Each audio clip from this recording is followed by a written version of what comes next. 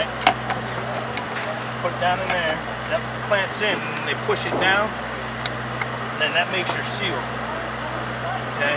Does this go on your neck? Yep, that's your neck dam. Yeah, this is adjustable. Yeah. So you can lean forward a little bit. This falls into place. It just helps you make the hat a little more comfortable. And that locks in.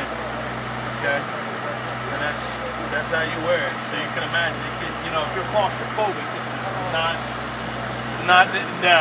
the job sport. Yeah, this is not the job for you. You got a scratch on your nose, you can't do anything about it. No, what you do, inside here you have what's a nose bar. If you can get to the scratch with this bar right here, you look in here, that's to pressurize. You push it up underneath your nose to block it so you can get your ears to adjust. If you can get the itch close to that and move it around, you can do that. And it comes out the front here. Other than that, I just put the free flow on. And usually the air will brush over it. Right. But everyone hears about bottom time. Everyone wants to be in the water. So even if you do have a scratch, you're not just like using it, down here. you pull it out, and when you need to use it, you push it in.